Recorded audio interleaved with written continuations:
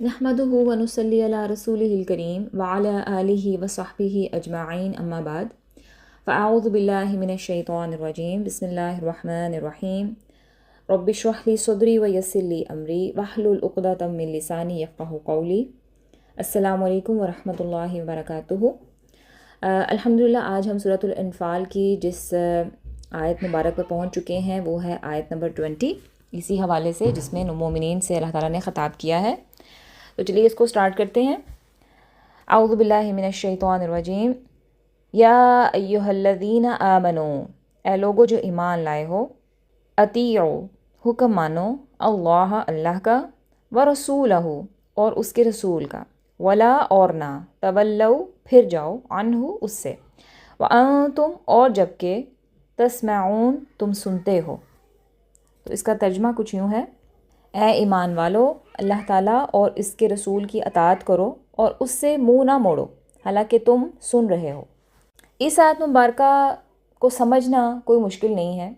इसमें अल्लाह ताला और उसके रसूल सल्लल्लाहु अलैहि वसल्लम की अताअत का हुक्म दिया गया है, यानी अल्लाह ताला की बात मानो और उसके रसूल की बात मानो। अताअत जो है वो सिर्फ सुनने का नाम नहीं है।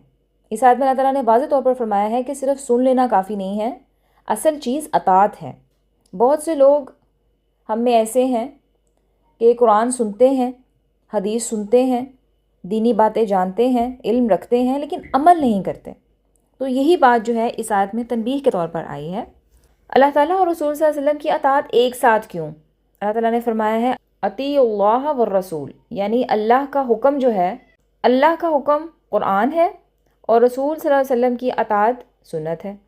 तो इस्लाम सिर्फ कुरान का नाम नहीं है बल्कि कुरान और सुन्नत दोनों का नाम है।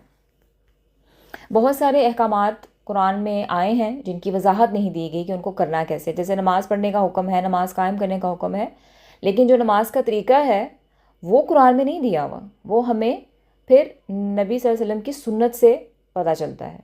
ठीक है, इसी तरह से और भी बहुत सारे मामलात हैं, जंग का है, हुस्न सलूक का है।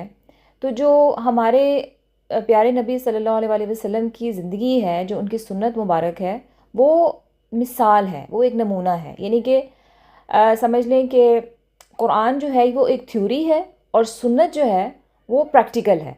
ठीक है, उसमें प्रैक्टिकल करके हमें नबी सल्लल्लाहु अलैहि वसल्लम ने बताया है कि इस चीज़ को इस तरह से करना है या इस चीज़ को इस तरह से नहीं करना। ठीक है, और फिर आगे फरमाया मुँह ना मोड़ो, वला तवल्लौ अन्हु, यानी जानबूझकर हुक्म से मुँह ना मोड़ो, दिल से इनकार ना करो, बहाने ना बनाओ।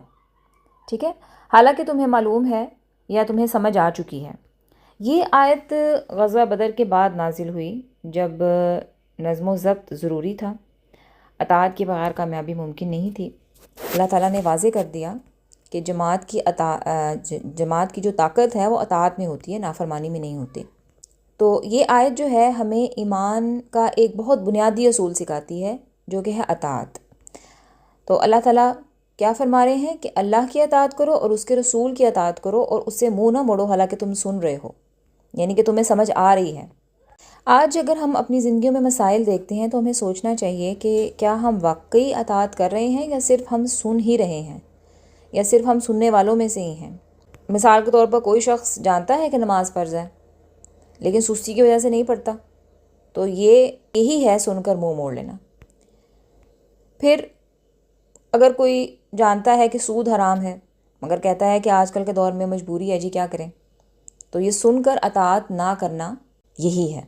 और अगर कोई दीनी नसीहत सुनता है लेकिन कहता है कि सब लोग ही कर रहे हैं, मैं कर लूँगा तो क्या हो जाएगा, ठीक है, आजकल तो हर कोई कर रहा है, तो यही वजह है जिससे अल्लाह ताला मना फरमा रहे हैं कि सुन लिया, समझ लिया, जान लिया, लेकिन फिर भी अगर अमल नहीं कर रहे, सही से अताअत नहीं कर रहे, अल्लाह ताला की और उसके रसूल सल्लल्लाहु अलैहि वसल्लम की अताअत नहीं कर रहे। ठीक है, असल कामयाबी अताअत में ही है और नाफरमानी करने में नुकसान है। तो होपफुली आपको इस आयत की समझ आ गई होगी। बहुत छोटी सी आयत थी लेकिन बहुत ही बेसिक जो एक रुकन है हमारे दीन का वो इसमें पिन्हा है। तो इंशाल्लाह अगली आयत जो है वो हम अगले लेक्चर में देखेंगे। آخر میں میری ہم سب کے لیے دعا ہے، اللہ تعالیٰ ہمیں سن کر عمل کرنے والا بنائے، اللہ تعالیٰ ہمیں اپنی اور اپنے رسول صلی اللہ علیہ وسلم کی اطاعت کی توفیق عطا فرمائے، اللہ تعالیٰ ہمیں جان بوجھ کر حق سے منہ موڑنے سے بچائے، آمین یا رب العالمین۔ سبحانک اللہم و بحمدک، اشہد ان لا الہ الا انت، استغفرک و اتوب الیک۔